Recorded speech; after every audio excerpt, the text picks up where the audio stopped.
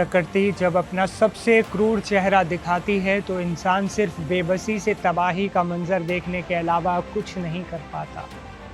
नेपाल से आई ताज़ा तस्वीरों और आंकड़े कलेजा खपा देने वाले हैं। बुधवार की वो सुबह जब नेपाल के 3 जिलों में अचानक मौत का सैलाब उतरा और देखते ही देखते सब कुछ तबाह हो गया।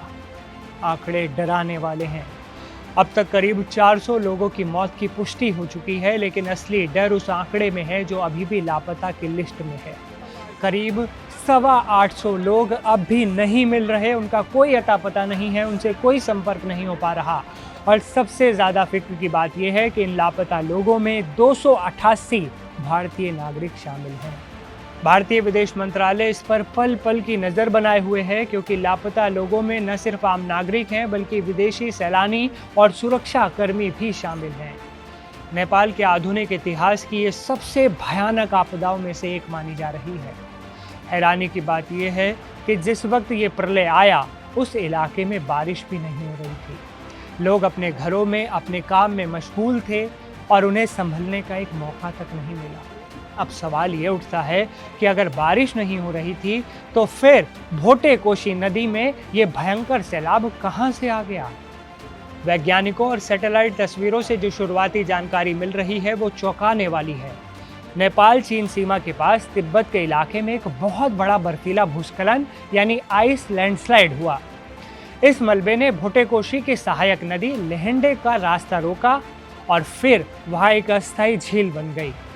जब पानी का दबाव बढ़ा तो वो मलबे की दीवार टूट गई और पहाड़ों से लाखों टन पानी और पत्थर रसूबागढ़ी और तिमुरे जैसे इलाकों की ओर गोली की रफ्तार से बढ़ने लगे।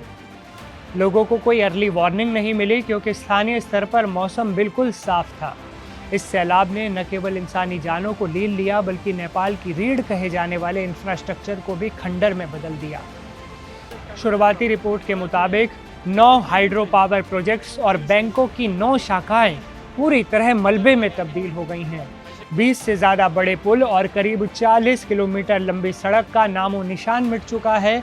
यानी तबाही सिर्फ आज की नहीं है, इसका असर नेपाल की अर्थव्यवस्था पर सालों तक रहने वाला है। इस महासंकट के बीच भारत ने एक बार फिर बड़े भाई का फर्ज निभाया है। जैसे ही तबाही की खबर आई, भारत की तरफ से राहत और बचाव का काम शुरू हो गया। विदेश मंत्री एस जयशंकर ने खुद इसकी कमान संभाली। भारतीय वायुसेना का विशालकाय C-130J विमान 10 टन राहत सामग्री लेकर काठमांडू पहुंच चुका है।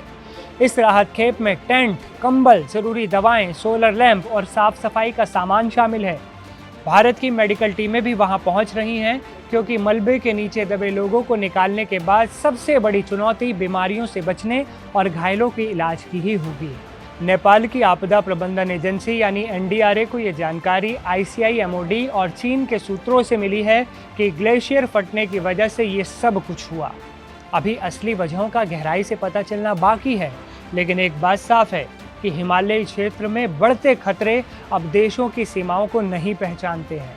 अगर सही समय पर देशों के बीच डेटा शेयरिंग की पुख्ता व्यवस्था होती तो शायद आज सैकड़ों लोगों की जान बच सकती थी।